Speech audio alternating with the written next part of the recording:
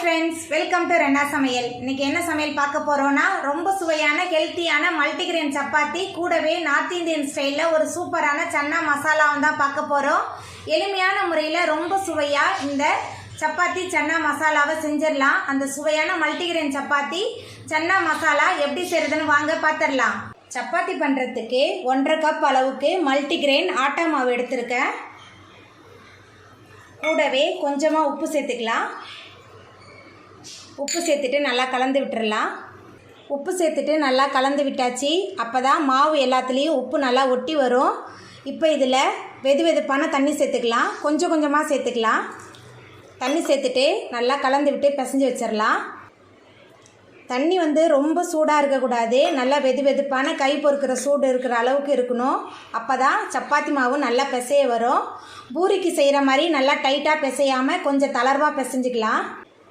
சப்பாத்தி மாவு நம்ம பிசைஞ்சு எடுத்தாச்சு. இது நார்மலான சப்பாத்தி மாவில் மல்டிகிரெயின்றனால கொஞ்சம் பிசைகிறதுக்கு கொஞ்சம் கஷ்டமாக இருக்கும். ஏன்னா மல்டிகிரெயினில் சோளம், ஓட்ஸு, கடலைப்பருப்பு எல்லாமே சேர்ந்து தான் நமக்கு மாவு பண்ணுவாங்க.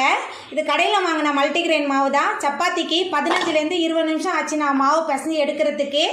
மாவு பிசைஞ்சு எடுத்துட்டேன். இப்போ ஒரு டவல் போட்டு மூடி வச்சிடலாம். 20 நிமிஷத்துக்கு அப்புறம் பார்க்கலாம். சாஃப்டாக மாவு நல்லா ஊறி வந்திருக்கும். சப்பாத்திக்கு மாவு பிசைஞ்சு வச்சுட்டு 20 நிமிஷம் ஆயிடுச்சு. மாவு நல்லா சாஃப்டாக நல்லா ஊறி வந்துருச்சு. இப்போ நம்ம இதை திரட்டிடலாம். நம்ம ரெடி பண்ணி வச்சுருக்கிற மாவுலேருந்து கொஞ்சம் மாவு எடுத்து இந்த மாதிரி உருட்டி நம்ம சப்பாத்தியை தேய்ச்சிடலாம்.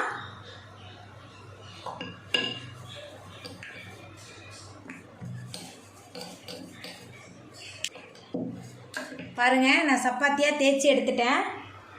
மல்டிகிரெயின் மாவு எவ்வளோ சூப்பராக வந்திருக்கு பாருங்கள். இதே மாதிரி நம்ம எல்லா மாவையும் தேய்ச்சி எடுத்துக்கலாம். சப்பாத்தி பண்ணுறதுக்கு அடுப்பில் தோசைக்கல் வச்சுருந்தேன். தோசைக்கல் சூடாயிட்டு நம்ம ரெடி பண்ணி வச்சுருக்கிற மல்டிகிரெயின் சப்பாத்தியை இதில் வச்சிடலாம். சப்பாத்தி ஒரு பக்கம் ரெடி ஆகிட்டு அடுத்த பக்கம் திருப்பிடலாம்.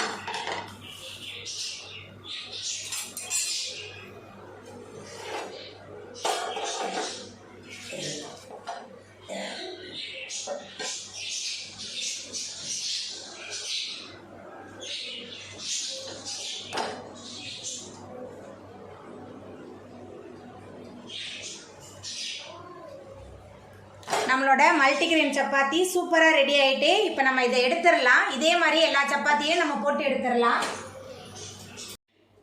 சன்னா மசாலா பண்ணுறதுக்கு 3 டேபிள் ஸ்பூன் அளவுக்கு எண்ணெய் சேர்த்துடலாம். எண்ணெய் சூடாயிட்டு இதில் 1 டேபிள் ஸ்பூன் அளவுக்கு சோம்பு, ஒரு சின்ன துண்டு பட்டை, 3 கிராம்பு சேர்த்துடலாம். பட்டை, கிராம்பு, சோம்பு எல்லாம் பொரிய ஆரம்பிச்சிருச்சு. பொடியாக நறுக்குன 2 பெரிய வெங்காயம் சேர்த்துடலாம். வெங்காயம் சேர்த்துட்டு நல்லா வதக்கிடலாம். வெங்காயம் நல்லா வதங்கி வந்துருச்சு. இப்போ இதில் கொஞ்சமாக கருவேப்பிலை சேர்த்துக்கலாம். அதுக்கப்புறமா 2 பெரிய வெங்காயத்தை விழுத அரைச்சி வச்சுருக்கேன். வெங்காயம் விழுது சேர்த்துடலாம். கூடவே ஒரு தக்காளி பழம் மிக்சியில் சேர்த்து விழுத அரைச்சி வச்சுருக்கேன். தக்காளி விழுது சேர்த்துடலாம். சேர்த்துட்டு நல்லா வதக்கிடலாம். வெங்காயம் விழுது, தக்காளி விழுதெல்லாம் சேர்த்துட்டு நல்லா வதக்கியாச்சு. இந்த மாதிரி நம்ம அரைச்சி சேர்க்கும்போது கிரேவி நமக்கு நிறைய கிடைக்கும். இப்போ இதில் 1 டேபிள் ஸ்பூன் அளவுக்கு இஞ்சி பூண்டு விழுது சேர்த்துடலாம். இஞ்சி பூண்டோட பச்சை வாசனை போகிற அளவுக்கு நல்லா வதக்கிடலாம். வெங்காயம் விழுது, தக்காளி விழுது, இஞ்சி பூண்டோட பச்சை வாசனை போகிற அளவுக்கு நல்லா வதங்கி வந்துருச்சு. இப்போ இதில் நம்ம மசாலா தூள்லாம் சேர்த்துக்கலாம். குழம்பு மிளகாய் தூள் 2 டேபிள் ஸ்பூன் சேர்க்குறேன். உங்கள் காரத்துக்கு தகுந்த மாதிரி சேர்த்துக்கோங்க. அதுக்கப்புறமா மஞ்சள் சேர்த்துட்டு நல்லா வதக்கிடலாம். மசாலாவோட பச்சை வாசனை போகணும், அது வரைக்கும் நல்லா வதக்கிடலாம். மசாலாவோட பச்சை வாசனை போகிற அளவுக்கு நல்லா வதங்கி எண்ணெயெல்லாம் பிரிஞ்சு வந்துருச்சு. இப்போ இதில் முதல் நாள் இரவே ஊற வச்சு வேக வச்ச கொண்டைக்கடலை சேர்த்துக்கலாம். கொண்டைக்கடலை வேக வைக்கும் போதே கொஞ்சமாக உப்பு சேர்த்து தான் வேக வச்சுருக்கேன். கொண்டைக்கடலை சேர்த்துட்டு நல்லா கலந்து விட்டுடலாம். மசாலா, கொண்டைக்கடலை ரெண்டுமே சேர்ந்து நல்லா கலந்து வரணும். நல்லா வதக்கிடலாம். மசாலா, கொண்டைக்கடலை ரெண்டையும் சேர்த்துட்டு நல்லா கலந்து விட்டாச்சு. கொண்டைக்கடலை வேக வைக்கும் போதே கொஞ்சம் உப்பு சேர்த்துருக்கேன். இப்போ கொஞ்சமாக உப்பு சேர்த்துக்கலாம். உப்பு சேர்த்துட்டு நல்லா கலந்து விட்டுடலாம். உப்பு சேர்த்துட்டு நல்லா கலந்தாச்சு. உங்களுக்கு தண்ணிலாம் நிறைய வேணும்னா நீங்கள் தண்ணி சேர்த்துக்கோங்க. நான் கொண்டைக்கடலை வேக வச்சு இந்த தண்ணியே போதும். ஏன்னா கொண்டைக்கடலையெல்லாம் நம்ம வேக வச்சு தான் சேர்த்துருக்கோம். எல்லாம் சேர்த்து நல்லா கலந்து விட்டாச்சு. இப்போ ஒரு மூடி போட்டு வேக வச்சிடலாம். மசாலாவோட பச்சை வாசனை போகிற அளவுக்கு நல்லா கொதிச்சு கொண்டைக்கடலை நல்லா வெந்து வரட்டும். சன்னா மசாலா நல்லா கொதிக்க ஆரம்பிச்சிருச்சு. இப்போ இதில் 1/2 ஸ்பூன் அளவுக்கு கரம் மசாலா சேர்த்துக்கலாம்.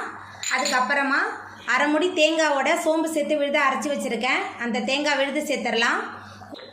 தேங்காய் சேர்த்துட்டு நல்லா கலந்து விட்டுறலாம். எல்லாமே சேர்ந்து நல்லா கொதிச்சு வரட்டும். தேங்காய் சேர்த்து நம்மளோட சன்னா மசாலா நல்லா கொதிக்க ஆரம்பிச்சிருச்சு. இந்த அளவுக்கு சரியான பக்குவத்தில் இருந்தால் பூரி சப்பாத்திக்கெலாம் ரொம்ப சுவையாக இருக்கும். ஆப்பத்து கூட தொட்டு சாப்பிட்றதுக்கு ரொம்ப அட்டகாசமாக இருக்கும். இப்போ நம்ம அடுப்பு ஆஃப் பண்ணிடலாம்.